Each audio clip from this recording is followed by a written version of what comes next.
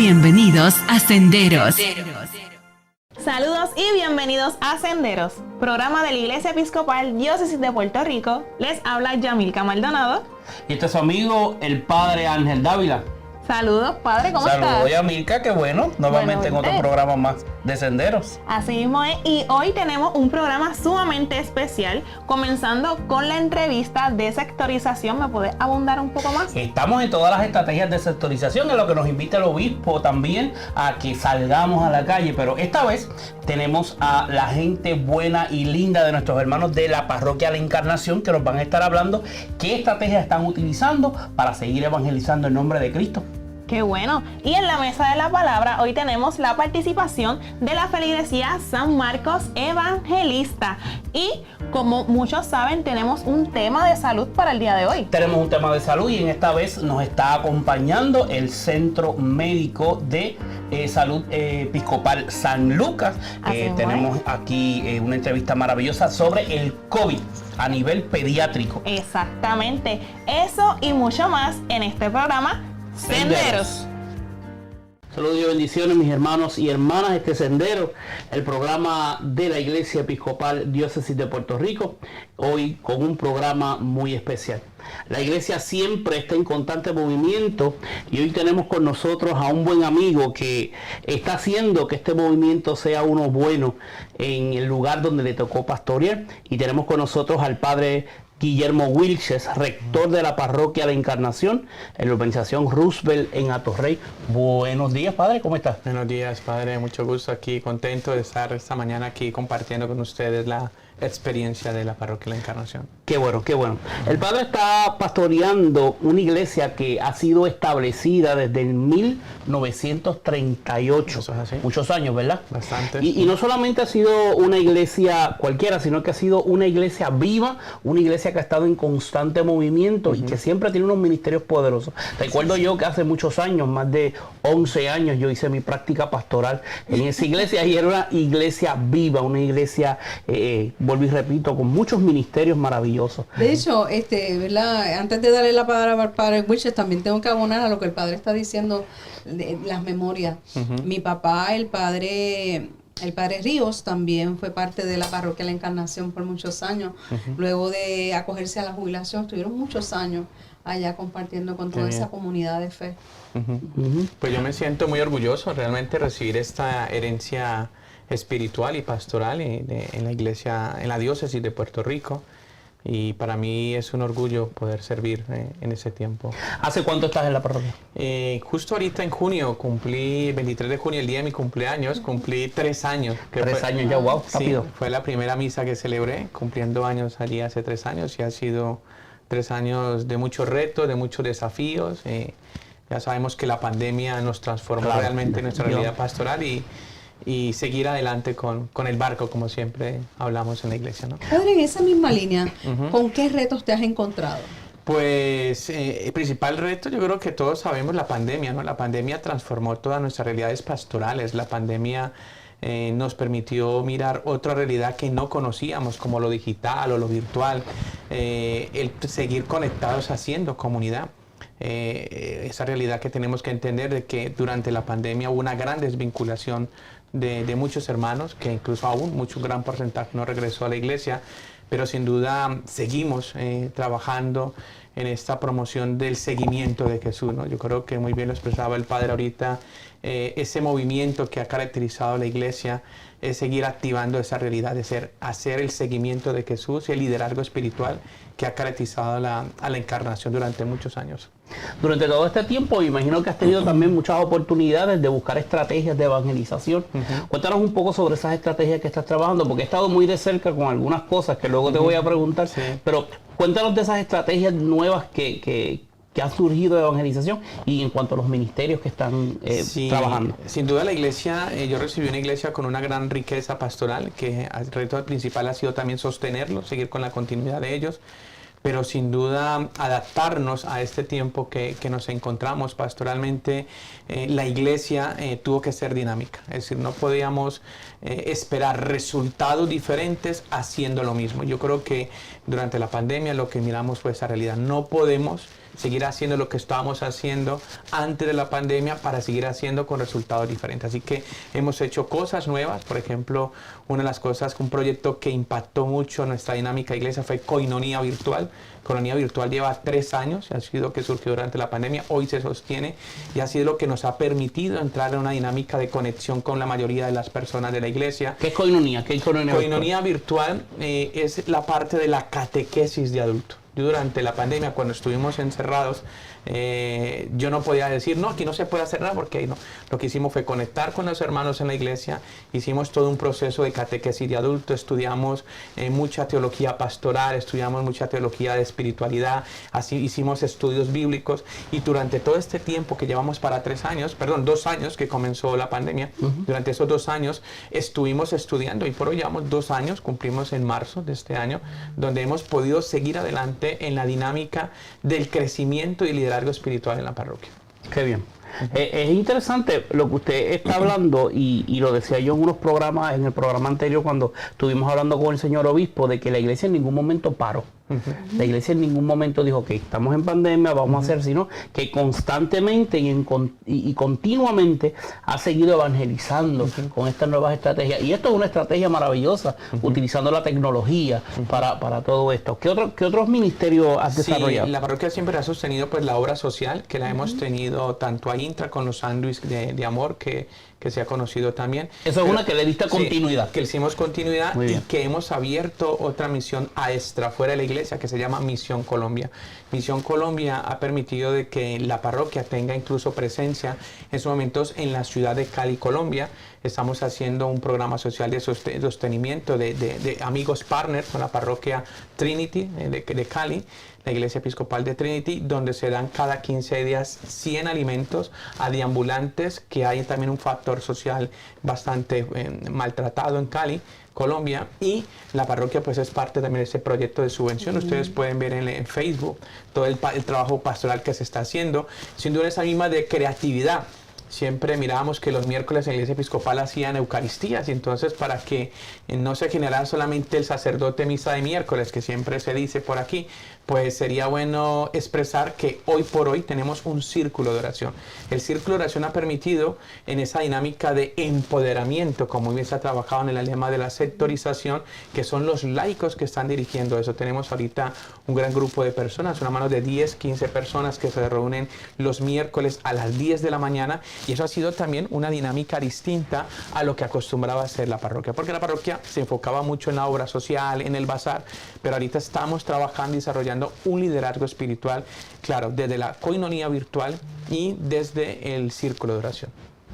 Bueno, y por otra parte, ¿verdad? En conversación antes de iniciar esta entrevista, estuvimos compartiendo que tu comunidad ha estado por varias ocasiones en el Centro de Espiritualidad San Justo, para trabajar eso que hablaste sobre empoderamiento. Lo más que me fascinó a mí escuchar es que estos talleres los han brindado los propios laicos. Correcto, sí. Algo que hemos trabajado en esta dinámica que ha presentado en la diócesis sobre la sectorización es que hemos trabajado desde el mismo liderazgo con los miembros de la iglesia, y son los ejemplos, la junta parroquial, son los principales líderes en ir formándose en esta visión de abrir la iglesia. Es un proceso, como lo sabemos, que no se hace de un día para otro, pero sí estamos mirando de que esta tarea de evangelización, esta tarea de ser proclamadores del reino de Dios, tenemos que tener claro, la iglesia tiene que abrir sus puertas, y entonces los laicos tienen esa visión. Hemos trabajado muy bien todas esas estrategias pastorales que se deben de tener. Por ejemplo, la Parroquia de la Encarnación ha reformado y estructurado lo que se llama su misión y su visión, para poder poco a poco ir elaborando los objetivos, tanto general y específicos, que nos permita hacer una conexión a intra en todo el proceso de sectorización que hemos ido trabajando con ese tiempo. Y es interesante lo que estás diciendo, porque realmente cuando yo estuve allí, fui testigo de esto en el Centro de Retiro y Conferencia San Justo. No fuiste tú quien dirigiste eso, ni ningún otro sacerdote que por allá habían. Fueron los mismos laicos quienes estuvieron dirigiendo eso. Y yo creo que es el llamado que nos hace nuestro señor obispo, a que la iglesia tiene que empoderar, los laicos se tienen que empoderar en estas estrategias de evangelización, que no es responsabilidad del clero, sino, aunque sí tiene algo de responsabilidad, pero que es responsabilidad de todos y de todas hacer esto. Y fue bien interesante ver cómo estos laicos describían, hacían estas dinámicas de desarrollar esta misión, esta visión y de desarrollar estrategias. Algo que me impactó mucho, hubo un laico que trajo desde su experiencia pastoral, porque ha sido un laico de muchos años, decía de qué nos íbamos a encontrar nosotros cuando toquemos la puerta de la casa, qué situaciones nos íbamos a encontrar todos nosotros y nosotras cuando visitáramos alguna casa, alguna comunidad. Y fue interesante todo esto, cómo vino, muchas ideas, vinieron muchas situaciones particulares y cómo trabajarlas. Y yo creo que es importante esto de apoyarnos y de saber hacia dónde vamos con la sectorización. De hecho, yo creo que es que somos un gran equipo para Dios, ¿verdad? Tanto los clérigos, sacerdotes y diáconos, como los laicos son este gran equipo que Dios quiere que se unan sus esfuerzos para hacer esta construcción de su reino, que no es otra cosa que hacer sectorización, hablarle a otros de la palabra de Dios. Yo personalmente he descubierto como rector de la Encarnación que si a los laicos no los formamos intelectualmente y espiritualmente, no se podrá hacer una sectorización. Y por eso el éxito que hemos tenido dentro de la iglesia es que durante la pandemia hemos trabajado mucho esto, la parte de la catequesis de adulto y la parte de liderazgo espiritual. Porque para hablar de ser seguidores de Jesús hay que manifestar una cercanía a Él, hay que manifestar también ese movimiento hacia Él, pero también hemos descubierto unos problemas en la iglesia, que está el inmovilismo, incluso la involución. Son realidades pastorales que uno descubre en el perfil de muchas personas. Define esas dos palabras que acabas de decir. Correcto, sí. Una de las realidades que se descubre a nivel de, por eso ahorita en Comunidad Virtual estamos haciendo un curso muy bueno que se llama El Seguimiento de Jesús, que habla de esas líneas pastorales. Cuando una comunidad, sus miembros se generan, el inmovilismo es que estar en su zona de confort. Claro. Nadie los mueve, nadie los quiere sacar de esta zona, no los quiere generar otra actividad porque algunos dicen pues que ya están cansados para hacerlo o que no lo quieren hacer. Es una realidad que encontramos en algunos laicos. Y la otra es la involución. La involución pastoral es cuando unas personas se sienten ya envejecidas, viejas, y por lo tanto no se sienten con la energía de impulsar el trabajo pastoral. Entonces yo creo que generar un seguimiento de Jesús, que es lo que estamos trabajando en la iglesia, hablando de esa cercanía, es el movimiento, es también estas realidades. Romper inmovilismo y romper involución, que no hace que la gente se mueva. Así que si yo lo decía el domingo pasado, por ejemplo, en la homilía, el llamado a predicar las buenas nuevas no es de los clérigos. Ese modelo pastoral en que los sacerdotes son los únicos llamados a evangelizar es lo que tenemos que romper históricamente. Es todo bautizado que toma conciencia del llamado que hace el Señor, es el que está llamado a desarrollar el anuncio del evangelio. Y yo creo que ese es el trabajo que se está haciendo a fin de la sectorización. Hemos podido, por ejemplo, tener éxito en esa sectorización, cercarnos con la escuela que tenemos cerca de la iglesia. Eso ha sido también algo positivo. Por eso el proceso es lento, pero sin pausa. Claro. Y la iglesia se está entendiendo eso, está entendiendo su dinámica, de que eso es responsabilidad de todos. Y la responsabilidad, que yo siempre lo he trabajado, uno de los retos que tuve que encontrarme en la Encarnación, yo creo, y en las otras parroquias que me he encontrado, es cambiar la idea a los laicos que son los administradores de la iglesia y que son los que aportan económicamente en la iglesia. Ese no es el papel importante.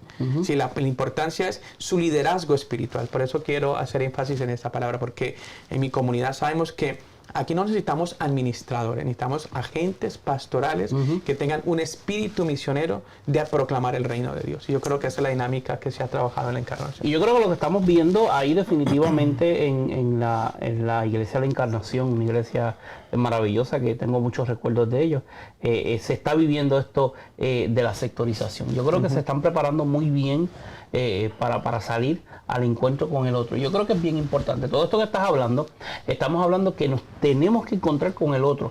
Qué bueno que identificaron esta escuela que tienen ayer. Claro.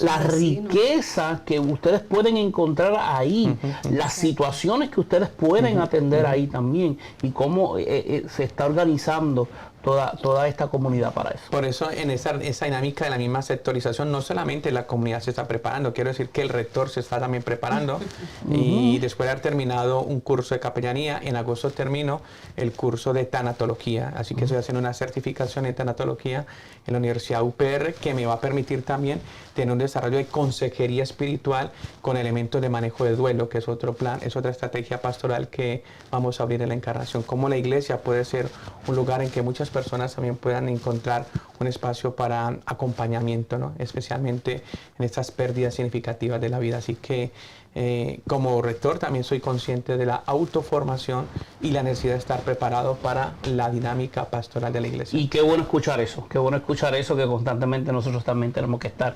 estudiando y demás. Pues qué bueno haberte tenido hoy aquí. Que sí. Como una bendición. Como saludos a todos los hermanos y hermanas de allá De la Encarnación, que están en la avenida, en la urbanización Roosevelt, frente a la escuela Eleonor Roosevelt, calle Ingeniero Dávila, creo que se llama. Sí. Y la misa allí es todos los domingos a las 10:30. 10:30. Correcto. Así que si no tienes un lugar donde adorar a Dios, estás invitado definitivamente esperamos. ir allá a la Encarnación también, adorar y bendecir el nombre de Dios. Qué bueno. Gracias entonces a todos y a todas por esta entrevista. Y gracias, Yadira, por estar con nosotros también. Bendiciones. Seguimos. Continuando con Senderos, el programa de la Iglesia Episcopal, la Diócesis de Puerto Rico, pasamos en este momento a la Mesa de la Palabra. Hoy como invitado tenemos al reverendo Padre Carlos Santiago. Él es el vicario de la misión San Marcos Evangelista en Ponce. Buen día, Padre. Buen día, Yadira, y buen día a todos. Amén. Es un placer tenerlo en esta mañana. Y la Mesa de la Palabra está basada en el Evangelio de Lucas en su capítulo 10 y lee así. Un maestro de la ley fue a hablar con Jesús y para ponerlo a prueba le preguntó: Maestro, ¿qué debo hacer para alcanzar la vida eterna? Jesús le contestó: ¿qué está escrito en la ley? ¿Qué es lo que lee? El maestro de la ley contestó: ama al Señor tu Dios con todo tu corazón, con toda tu alma, con todas tus fuerzas y con toda tu mente, y ama a tu prójimo como a ti mismo. Jesús le dijo: has contestado bien, si haces eso tendrás la vida.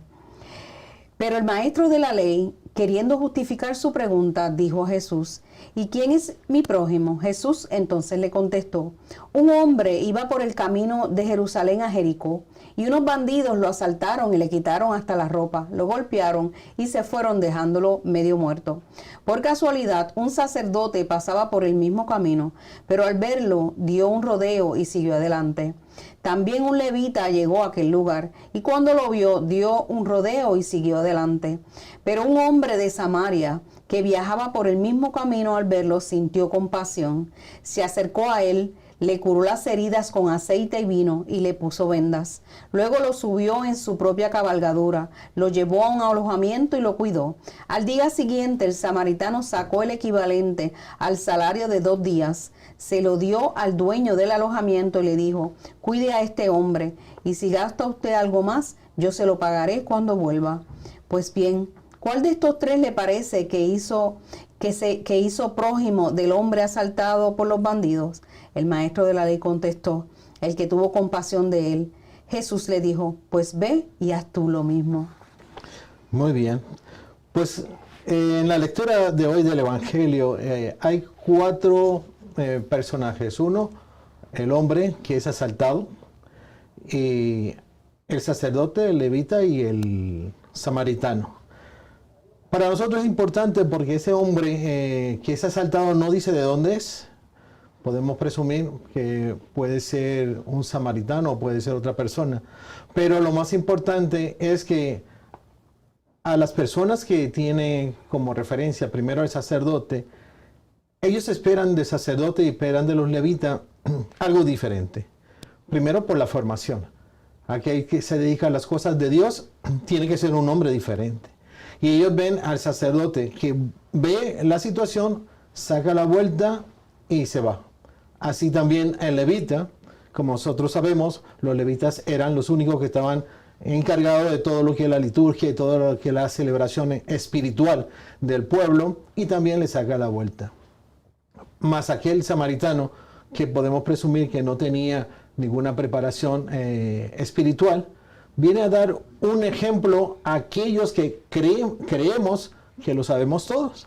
Primero, al sacerdote, ama a Dios sobre todas las cosas y a tu prójimo como a ti mismo. Y hace bien la pregunta el maestro de la ley, ¿quién es mi prójimo?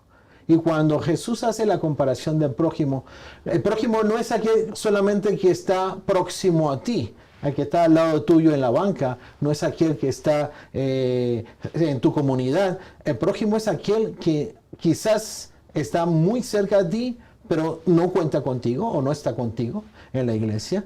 Y vemos cómo creemos que para servir a Dios tenemos que ir simplemente a misa, simplemente ir a rezar, a celebrar el culto, pero Dios quiere algo más de nosotros como iglesia. Y ese es el llamado de atención que nos hace el Señor. El prójimo, el próximo a ti, es el que nosotros debemos tener siempre presente para ayudar. Vemos aquí que lo que hay que empezar a entender es la recta intención. ¿Cuál es la recta intención de cada uno de nosotros? Dios nos enseña a nosotros, nos da conocimiento de su palabra y de lo que nosotros podemos entender que lo que Dios quiere para dárselo a los hermanos. Porque una cosa es la sabiduría y otra cosa es el entendimiento. La sabiduría viene siendo aquello que nos ayuda a comprender y a utilizar por nuestra inteligencia. La inteligencia es el cúmulo de información. La sabiduría es saber utilizar esa información para poder ayudar a los demás. ¿Y qué nos está presentando hoy el Señor aquí? Nos está presentando que muchas veces nos enfocamos y nos ponemos la gringola y no queremos ver qué es lo que pasa a nuestro alrededor. Simplemente queremos agradar a Dios y Dios está en el prójimo, en el próximo a nosotros, en aquel que sufre, en aquel que es injuriado, en aquel que necesita de nosotros. Nosotros hemos de ser la voz de aquellos que no tienen voz. Nosotros hemos de ser la voz de aquellos que nadie escucha, que ese es nuestro prójimo. No necesariamente tiene que venir al culto, a la iglesia o a misa con nosotros.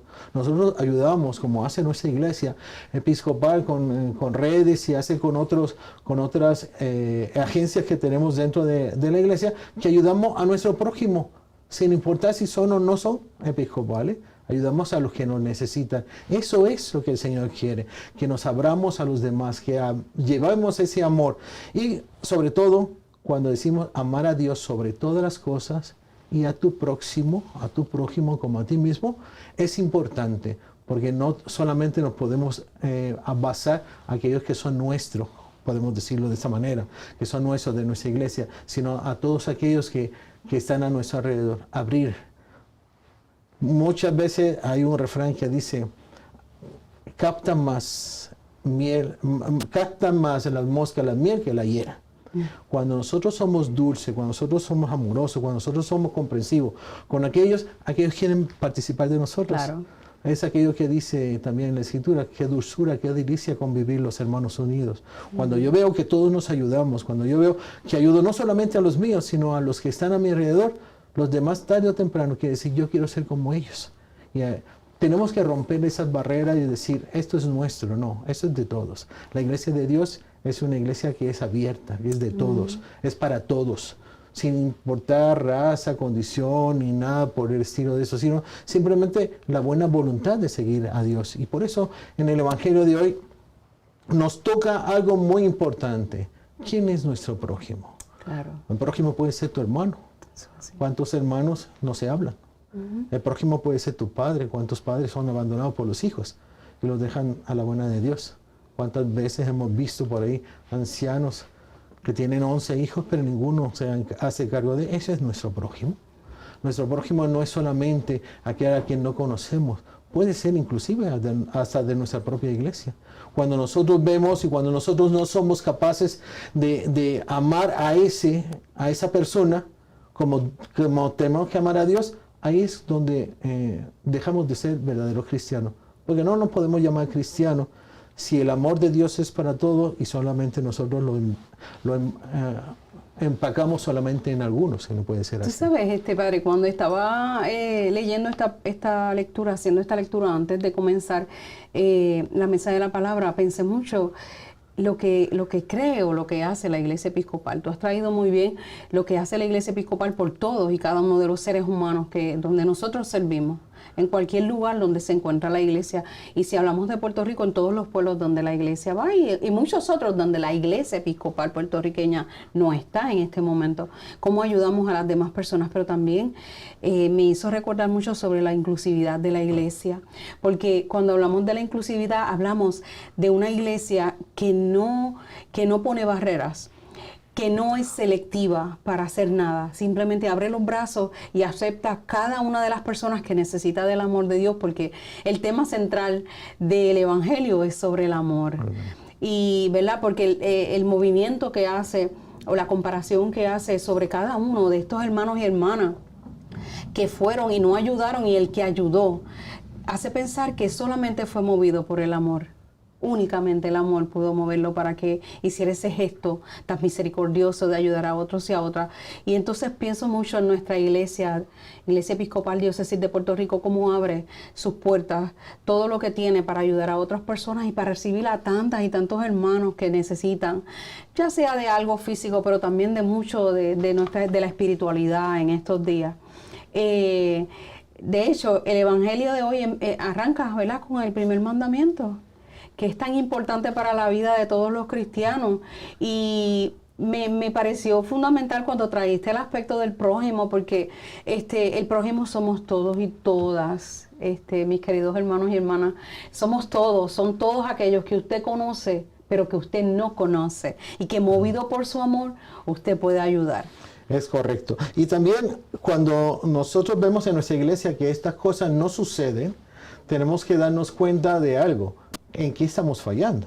Claro. Porque cuando nuestra gente no se mueve a amar al prójimo y simplemente quiere ser en el círculo de ellos, en algo estamos fallando, porque el amor de Dios es el amor para todos. Tenemos que ser abiertos y no podemos decir que todos, quizás habrá uno que otro que quiere hacerse o quiere tener control de unas personas, pero son pocos, porque la mayoría de nuestra iglesia son aquellos que aman al prójimo, que estamos pendientes, claro, aquellos que necesitan, que estamos pendientes, aquel que necesita que vaya a hacer una oración, que ayer le lleve la comunión, que vayas a hablar con aquella persona que lo necesita, aquel niño que necesita de una ayuda, nosotros se la conseguimos. Eso es lo hermoso, eso es demostrar el amor que nosotros nos está pidiendo Dios.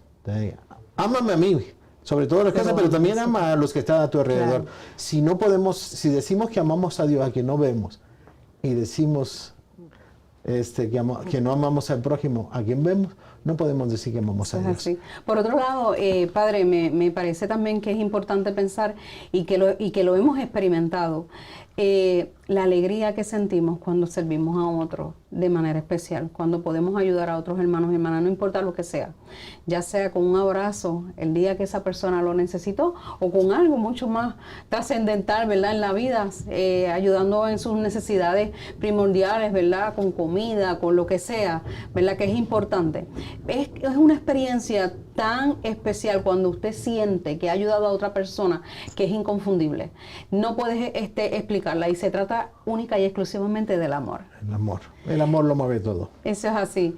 Gracias, Padre, por estar con nosotros en Senderos. Una bendición para usted, para su comunidad de San Marcos. Un abrazo para todos esos hermanos que nos están viendo allá de San Marcos Evangelista en Ponce.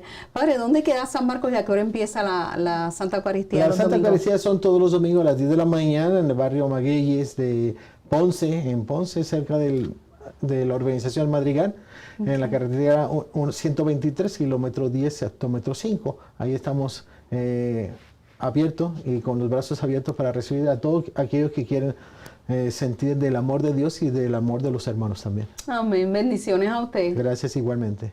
Y seguimos aquí en nuestro programa Senderos. Este es su amigo y hermano, el Padre Ángel, nuevamente aquí con ustedes. El COVID es una enfermedad que nos tomó por sorpresa y cada día estamos aprendiendo cosas nuevas de él y variantes y demás cosas. A nivel pediátrico hemos tenido mucha información, pero información a medias realmente, muchos mitos y demás. Pero nosotros no escatimamos en esfuerzo y estamos aquí en el Centro de Salud, en el Centro Médico San Lucas, aquí en Ponce.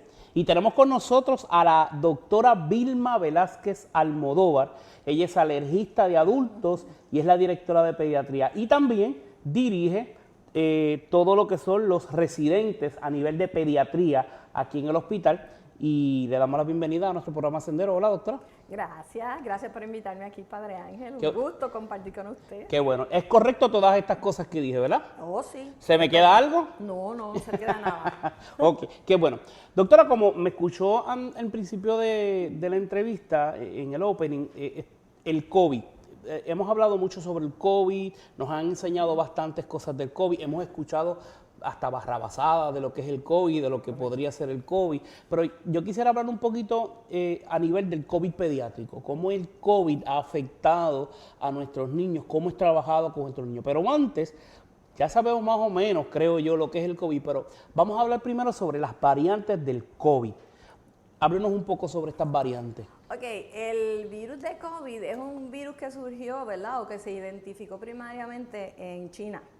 Y ha tenido múltiples evoluciones y hemos tenido la mala suerte de que el virus del COVID es un virus bien polifacético. Eso quiere decir que él puede hacer muchas cosas. Y dentro de las cosas que él hace, dentro de su formación como tal, ese virus pues cambia y esos cambios se convierten en variantes, que son las mutaciones. Primero identificamos uno que era del tipo alfa, después vimos uno delta, que lo vimos como a mitad del 2021 por ahí, y entonces ya para finales de año, por noviembre, apareció Omicron. Es decir, es el mismo virus que va cambiando su estructura, su forma, y al cambiar su forma, pues lo hace o más invasivo, o lo hace más difícil de manejar, o es un virus más severo. Ahora mismo, pues la cepa que tenemos, ¿verdad? O la variante que tenemos es el Omicron. Y el Omicron, pues dentro del propio Omicron sigue cambiando. Es un virus hace diferentes cambios cada vez que entra a los organismos y tiene que ver mucho con genética. Ahora tenemos que si B2, que si B5, B4, y todos ellos lo que lo hacen es un virus que es mucho más infeccioso que las cepas anteriores. Delta era más severo, pero este que tenemos ahora, Omicron, es mucho más infeccioso y va a abarcar una población mucho mayor y por eso tenemos tanta gente infectada. ¿A qué ataca el COVID? ¿Usted es alergista? ¿Usted brega con todo esto de los pulmones y respiratorio y todas estas cosas? ¿A qué ataca precisamente este virus? Ok, es un virus mayormente respiratorio, así que su puerta de entrada es respiratoria. Pues y tiene el ambiente perfecto, él va a entrar por las áreas que yo lo dejo entrar, que serían la nariz, los ojos, la boca, todos esos sitios, y él va a ir a buscar unos receptores específicos que están en las vías respiratorias. Y donde más de esos receptores hay es en el pulmón. Y en la primera cepa de COVID que vimos, que atacaba así grandemente, que fue la Delta, pues cogía esos pulmones y los destrozaba. Y son gente que los que sobrevivían de eso quedaban con secuelas por un tiempo prolongado. Y todavía las tienen algunos que no se han curado. Y empezamos a ver lo que se llama el long COVID, el COVID a largo plazo, que ya me curé de COVID, ya mi prueba es negativa, pero yo sigo teniendo fatiga y yo sigo teniendo tos y me tienen que poner en medicamentos de asma que antes no los tenía. O sea, todas esas cosas, porque principalmente esa es el área donde él ataca mayormente. Hablemos de niños, que esa es su especialidad. Ya establecimos qué era el COVID, qué son las variantes y a qué ataca. Pero cuando estamos hablando de niños, se ha escuchado muchas cosas por ahí, doctora. Que si los vacunamos, que si no los vacunamos, que si al principio que el virus no atacaba a los niños, que simplemente era a los adultos, que no hay problema que los niños no usen mascarilla, después que sí, que ahora ataca a los niños. Entonces, ¿cuándo y a qué edad, para empezar, debemos vacunar, si es que podemos vacunar? ¿Y cómo se trabajó esto desde que comenzó el virus con los niños? Ok, cuando se puso el propósito de hacer una vacuna y la vacuna estuvo lista, porque muchos países, ¿verdad?, fueron los que tuvieron participación en ese proyecto, y es una vacuna completamente novel que la habían trabajado anteriormente, pero no la habían hecho en masa para toda la población de otras condiciones, no de COVID, sino que la habían trabajado antes, porque es sumamente cara. Pero con el propósito de que había tanta gente infectada de COVID y que se había muerto tanto, pues muchos países se unieron y donaron el dinero a esas compañías que fueron las que salieron, ¿verdad?, a la cabeza, que son Pfizer y Moderna, las que primero tiraron la vacuna. Cuando tiran la vacuna, pues tiran la vacuna para adultos, porque nadie va a probar la vacuna en nene. Nadie va a prestar el nene de uno para probar una vacuna en un principio. Así que la usan en adultos y ellos ¿verdad? La cantan como que es segura de 18 años en adelante. Y ahí empezamos con las vacunas de 18 años en adelante. Ya después ellos siguen haciendo estudios y entonces ya ahí consiguen población pediátrica, no tanta como la que tenían, ¿verdad?, con los adultos. Y entonces en esa población pues tiraron otra de 12 años en adelante. Después siguieron haciendo investigaciones y entonces fueron de 5 años en adelante. Y entonces ahora acaban en el mes pasado de tirar la aprobación de 6 meses en adelante. Es decir, que tenemos el poder de vacunar, ¿verdad? La opción de vacunar a nenes desde los 6 meses hasta, ¿verdad?, hasta que sean hasta adultos como tal. Pasa lo mismo con la vacuna del COVID como pasa con la vacuna de la influenza, que realmente es una nueva vacuna todos los años. Y hago la pregunta porque usted está hablando de que se hacen investigaciones. Correcto. Y al hacer estas investigaciones, entonces aquí es que cambia estos modelos y estas vacunas. ¿Esto es correcto? Eso es correcto. La vacuna de COVID protege contra cualquier virus de COVID en general. Lo que pasa es que cuando tenemos variantes, las variantes alteran su formación genética y cambian un poquito el virus. Y entonces la gente en la calle empieza a decir, pero a ti te vacunaron y tú te contaminaste como quieras. Y es que las variantes van a tener un efecto sobre el propio sistema inmune. Y el efecto que tienen cuando hacen esas variantes, el sistema inmune está hecho para atacar los organismos extraños. Pues cuando yo tengo la vacuna y ese organismo entra, pues el sistema mío lo ataca. Pero al hacer la variación, él como que se esconde un poquito. O tiene la capacidad de multiplicarse muchas veces, que es lo que hace el Omicron, y lo hace mucho más infeccioso. Y aunque la vacuna trabaja, no la vemos como en un principio que controlaba un 100%, ¿verdad?, las infecciones. No un 100%, pero bastante el porciento de la condición del COVID como tal. Entonces, usted me está diciendo esto y viene a mi mente la pregunta de que por qué entonces si yo me quiero vacunar con esta 4ª dosis, pues yo soy así, y yo fui a vacunar y me dijo, no te puedes vacunar porque no tienes 50 años o más, o alguna condición, y no puedes vacunarte. ¿Por qué entonces así? Ok, a medida que el virus va mutando, ahí es que yo necesito el refuerzo. Si ya mi sistema no lo identifica tan bien, o él está invadiendo demasiado porque él cambió su forma, pues yo necesito un refuerzo para atacarlo, ¿ves? Entonces, ahí vino el primer refuerzo, que era la 3ª vacuna. Entonces, ya ellos se dieron cuenta que el virus sigue variando y al tener esas variaciones va a atacar mucho más a cualquier persona, pero especialmente a unas que son más vulnerables. ¿Y quiénes son más vulnerables? Los que tienen inmunodeficiencia, ¿verdad? Los que tienen trasplante, que indirectamente son inmunodeficientes también. Porque para yo conservar un riñón trasplantado, por ejemplo, me dan medicamentos que bajan mis defensas. O sea, hay pacientes que tienen enfermedad de Crohn, que tienen colitis ulcerativa, que reciben medicamentos que les bajan las defensas. Pues esa gente necesita el refuerzo. Entonces, ya cuando saco toda esa gente, que el sistema inmune está un poquito más lento por culpa de medicamentos, pues voy a ver quiénes son los que más se me mueren. Y van a ser las personas, empiezan de 70, entonces suben a 60 y ellos tiraron una línea hasta 50 años. De 50 años en adelante son más vulnerables de los que tienen menos de 50 años. Y entonces ahí pongo la 4ª dosis, de 50 en adelante. Y es con estas investigaciones Y que usted está diciendo que esto es constante. Esto es constante y se hace por lo que digo, por lo que el virus va cambiando. Yo no sé si usted recuerda en un principio decía, si vacunamos a todo el mundo, vamos a tener una inmunidad de rebaño. ¿Ok? Y yo tengo inmunidad de rebaño con otras condiciones. Yo puedo tener inmunidad de rebaño con sarampión, con varicela, pero este virus es tan malo que él cambia tanto que para yo llegar a una inmunidad de rebaño es sumamente difícil. Porque no contaban con la astucia Correcto, de este virus. La astucia de él. Este virus. Ok, ya el próximo mes de agosto comenzamos las clases, ¿verdad? Correcto. Y ya volvemos otra vez a nivel pediátrico. Comenzamos la clase, pero hay muchos padres que nos dicen cuán segura es esta vacuna para mi hijo.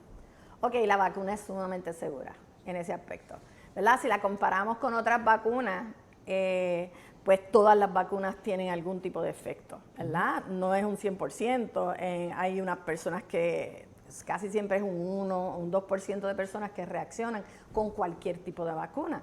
pues esa vacuna también tiene esa misma oportunidad y es bastante segura como lo son las otras, ¿verdad? Esos son, a veces es la propia genética de la persona que la recibe que cambia, que la hace susceptible a que tenga algún tipo de reacción. Así que la vacuna es segura.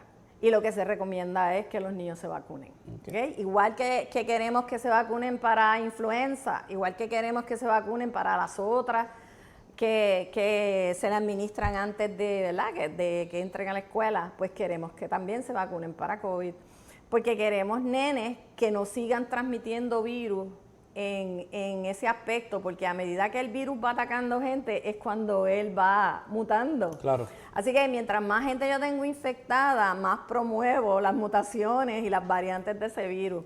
Esa es una de las razones. Y la otra es pues que a pesar de que ellos no han demostrado tener el grado de mortalidad o de enfermedad que han tenido los adultos, los nenes también pueden ponerse bien enfermos. ¿Sabe? Nosotros tenemos una condición que se llama el síndrome multisistémico, que le da a aquellos pacientes que le dio un COVID suavecito, y eso nomás le da a los nenes. Le da un COVID bien bobo, que dicen, él le dio positivo, pero no tenía ningún síntoma, no tenía fiebre, no tenía nada. Y seguro, para ese tipo de pacientes son propensos a hacer algo que se llama el síndrome multisistémico, y de ese sí se pueden morir porque le fallan todos los sistemas, corazón, riñón, pulmones, todo. Y son bien difíciles de tratar, nadie sabe cómo se manejan porque son enfermedades nuevas, todo lo que tenemos es novel, no hay una pildorita o una medicinita específica para ese, sino que es tratar de salvar el sistema de que no se vaya en shutdown, como decimos nosotros. Así que ese es bien importante y es una razón bien buena para vacunar al niño. Y por último, lo otro sería, yo no quiero tener nenes infectados que contaminen a otra gente. Porque a pesar de que los adultos están, por ejemplo, los abuelitos y esa gente que muchas veces los cuidan, están vacunados, en las cepas nuevas que mutan, pues los pueden hacer un poco más susceptibles y eso sí fallecen. Así que yo quiero tener control de toda esa situación al respecto con eso. Voy a abrir un poquito a una de las preguntas, porque es interesante lo que usted está diciendo y me viene a la mente por qué, a lo mejor es algo que yo vi y no es cierto, pero por qué al principio atacaba a los mayores de 60 años, si no me equivoco, y no a los niños, y de momento eso cambió y atacaba a los niños y a los jóvenes, más que a los adultos. ¿Tiene que ver con la mutación que usted habló ahorita? Tiene que ver principalmente, empezamos con el sistema inmune. Sistema inmune que esté más debilitado, esos son en los mayores de edad. Así que los primeros que fallecían eran esos, ¿ves? Entonces, ya los que son más jóvenes ahora se pueden contaminar y no tienen tantos síntomas, ¿verdad? Como lo tendrían en un principio. Y son cepas diferentes también. Que tiene que ver con la mutación, definitivamente. Tiene que ver con la mutación como tal. Y si no hubiera habido ninguna mutación, ahora mismo tendríamos inmunidad de rebaño y todos estaríamos felices por ahí caminando sin mascarilla y sin nada porque estaríamos protegidos. Más que nadie, porque nosotros teníamos más vacunas que un montón de países y cosas en el mundo. Así que... Otra de las preguntas, preguntan los padres por ahí posiblemente, ¿es seguro vacunar a mi hijo con más de una vacuna y la vacuna del COVID al mismo tiempo? Sí se puede. CDC y los estudios han dicho que sí, que es posible. Pero uno puede ser más flexible en ese aspecto. Yo puedo decirle, pues mira, ponle esta primero y vamos a esperar, qué sé yo, 1 semana, 2 semanas, si tú quieres, otro prefiere. Pero médicamente hablando, ¿verdad? En arroz y habichuelas se supone que no dé ningún problema. Okay. Sí, qué bueno que usted dice médicamente hablando, porque yo lo hubiese contado. Bueno, a mí cuando chiquito me ponían como 7 u 8 y me iba así para mi casa, casi todo hinchado. Y no me pasa. Y aquí estoy gordo y colorado. Sí. Doctora, hablando entonces, nuevamente volviendo, ¿cuáles serían las recomendaciones a los padres que usted le daría? Porque hay algunos padres que dicen, realmente... llevaría a mi hijo presencial, lo dejaré en mi casa por Zoom, ¿qué usted le diría a esos padres? ¿Qué recomendaciones si yo decido que mi hijo vaya al colegio? La Academia de Pediatría dice que dejar los nenes en la casa no es bueno. ¿Okay? Mentalmente para ellos no es bueno. Su salud mental no es buena si están en la casa solitos. Ellos tienen que socializar, ellos tienen que estar con otros nenes, ellos tienen que compartir, ellos tienen que jugar, ellos tienen que caerse, levantarse, hacerse golpes, pelear con todo eso es parte del desarrollo de ellos. hemos tenido unos retrasos bien grandes por culpa de la pandemia y tenerlos encerrados en las casas. Así que es imperativo que ellos vayan a la escuela. Los papás que los quieren dejar en las casas por miedo, pues eso no debe ser, porque ellos quieren proteger a su hijo y uno lo entiende, pero le están haciendo daño indirectamente. Así que ellos deben ir a la escuela. Entonces, si yo decido eso como papá, ¿cuáles serían las recomendaciones sanitarias que usted nos dice? Ok, lo primero es vacunarlos. Y vacunarlos contra COVID, vacunarlos contra influenza y todas las vacunas que piden normalmente en la escuela. Aparte de eso, pues tengo que tener mascarilla porque no me queda de otra, ¿verdad? Yo tengo una cepa diferente que es sumamente contagiosa y yo no sé el estado de todos esos nenes, el estatus de los nenes que a la escuela vienen nenes de todas las casas. En todas las casas hay virus diferentes, ellos traen cosas diferentes. Yo quiero a mi nene con mascarilla, lo quiero con una mascarilla limpia, le tengo que echar en el bulto una mascarilla spare, ¿sabes? De repuesta, claro, por si acaso le pasa algo. Y si está sucia o lo que fuera, cambiarla pues regularmente. No es con la misma mascarilla así para toda la vida que se vayan a quedar. Una vez tengo lo de una mascarilla, lo entreno, no te la quite, ¿verdad? Se la quitan nada más que para comer. Tienes que lavarte bien las manos, ellos hablan de que se laven las manos por 20 segundos, que es cuando cantan feliz cumpleaños. Tú cantas feliz cumpleaños y cuando se acaba la canción ya tienes los 20 segundos. No te toques los ojos, no te toques la nariz, no te toques la boca. Todas esas cosas van a la par y son recomendaciones donde uno entrena al nene. Nosotros hacíamos videos en un principio de cómo decirle a los papás, como 2 semanas antes de que empiecen las clases, vamos a entrenarte, te tienes que quedar con la mascarilla, qué sé yo cuántas horas. No te puedes tocar la cara, no te puedes tocar los ojos. ¿Ves? Todo eso se lo íbamos dando en ese aspecto. Así que esa es una de las medidas, aparte de la vacuna, de lo que tenemos que trabajar. Lo otro es, no te juntes mucho con los nenes. Se supone que si hay niños que no están vacunados en la escuela, que eso no debería ser, pues la distancia tiene que ser mayor a 6 pies. Okay. Si los nenes están vacunados, debe ser de 3 pies, pero nosotros sabemos que los salones que nosotros tenemos en la escuela, eso no lo vamos a ver. Y la cantidad de estudiantes tampoco. Entonces lo que ellos dicen, cuando son chiquitos, como los chiquitos tú no los puedes controlar tanto, los pongas en grupitos. Okay, yo hago aquí una mesa redonda con 3, 5 nenes. Si alguien se enferma de ahí, yo puedo contener el contagio. Si yo estoy en un salón grande y se me enferma uno, pues tengo que velar por todos los demás, que eso es lo que hemos visto, que le decimos, pues se contaminó esto, pues cierró el salón y ya, ¿sabes? Ya no tendríamos con ese aspecto.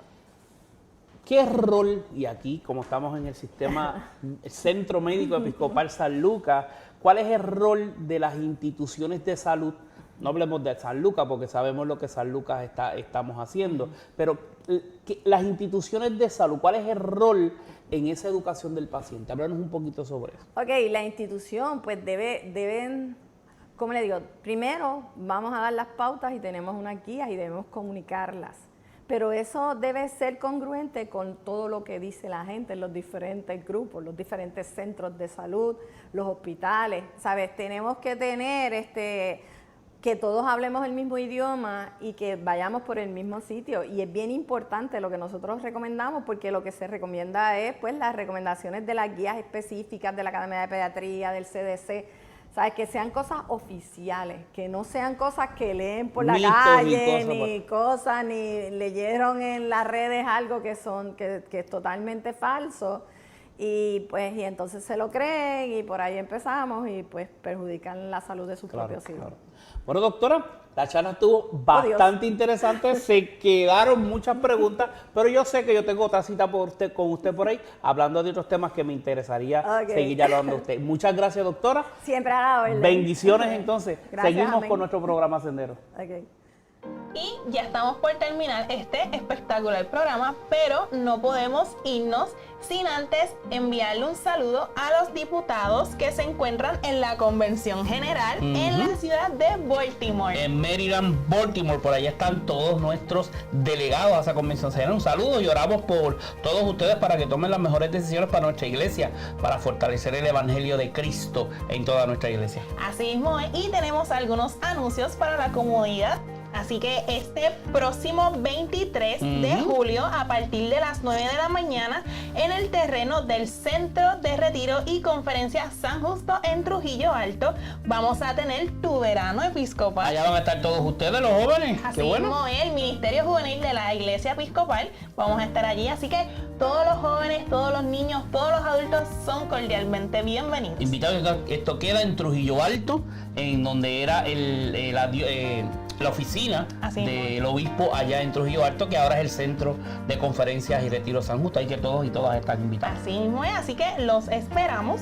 Y adicional, Vida, Servicios Sociales Episcopales, Señor. anuncia su matrícula abierta para los Centros de Desarrollos Integrales, Centro de Santa María Virgen en Ponce y Centro San Justo en Trujillo Alto. Todos los padres y madres que estén trabajando y quieran acogerse a este servicio de cuidado de niños y daycare gratis, a través del programa CUNES del Departamento de la Familia, pueden estar comunicándose con nosotros en el Centro San Justo al 787-479-9378, 787-221-7688, y en Ponce, En Santa María Virgen pueden comunicarse al 787-235-9209. y con gusto allí vamos a estar. Cualquier pregunta o dudas que ustedes tengan, lo pueden hacer en esos teléfonos que acabamos de dejar. Así mismo es. Y están en pantalla también. Sí, y en los colegios episcopales, Santísima Trinidad en Ponce, San Andrés en Mayagüez y Episcopal Cathedral School en Santurce también anuncia su matrícula abierta en todo el mes de julio. Colegio San Andrés se pueden comunicar al 787-833-9646.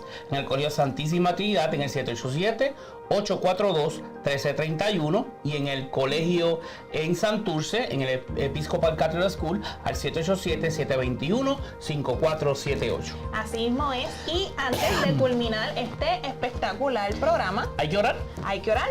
Así que vamos a estar leyendo el Salmo 91 y se encuentra en nuestro libro de oración común en la página 613. Y dice así: El que habita al abrigo del Altísimo mora bajo la sombra del Omnipotente. Dirá el Señor, refugio mío y castillo mío, mi Dios en quien confío. Él te librará del lazo del cazador, de la peste destructora. Con sus plumas te cubrirá y debajo de sus alas estarás seguro. Escudo y avarga será su fidelidad. No temerás espanto nocturno, ni saeta que vuele de día, ni pestilencia que aceche en la oscuridad, ni enfermedad que a mediodía desola.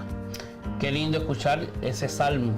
Ese salmo nos dice mucho y nos dice que Dios está cubriéndonos, Dios nos está arropando, Dios está velando por cada una de nuestras situaciones, que Dios está a nuestro lado como compañero de camino, que no te preocupes, no te compliques la vida. ¿Sabes por qué? Porque Dios está ahí para defenderte, Dios está ahí para cuidarte y Dios no te va a dejar solo. Que lo que está pasando en tu vida va a pasar, que lo que está pasando en este momento en tu vida no es definitivo, porque Dios sabe lo que está pasando en tu vida y esto te va a traer bendición de alguna forma u otra. Así que no te preocupes, todas tus peticiones, todas tus situaciones, todas tus preocupaciones, pónselas en las manos a Dios y Dios va a estar contigo, como siempre digo, como compañero de camino. Vamos a orar para culminar este maravilloso programa que Dios nos ha regalado para beneficio de toda nuestra comunidad episcopal. Oremos a Dios. Padre, en el nombre de Jesús te damos gracias y te bendecimos. Gracias por esta oportunidad tan grande que nos has dado de estar reunidos alrededor de tu mesa, escuchando tu palabra, de estar reunidos alrededor de nuestra sala, experimentando cómo tú estás trabajando con tu iglesia. Pero en esta hora te pedimos por cada una de nuestras situaciones, te pedimos por cada una de las personas que nos están mirando a través de las redes, te pedimos de manera especial para que ellos sientan la unción de ese Espíritu Santo, para que ellos sientan que tú estás en control de cada una de sus situaciones, que cada uno de nosotros entendamos que tú eres el Dios de gloria, el Dios de poder y que estás con nosotros siempre caminando a nuestro lado. Te pedimos que te manifiestes en cada una de nuestras decisiones, en cada una de nuestras situaciones como mejor nos convenga. Y nosotros confiando que si estamos bajo tu sombra, que si estamos bajo tus alas, que si estamos en ti, nada malo nos podrá pasar. Esto te lo pedimos en el nombre poderoso de nuestro Salvador Jesucristo. Amén y amén. Y hasta aquí nuestro programa Senderos. Recuerda siempre, a través de nuestras redes sociales puedes estar en contacto con nosotros. Así que los esperamos en el próximo Senderos. Bendiciones.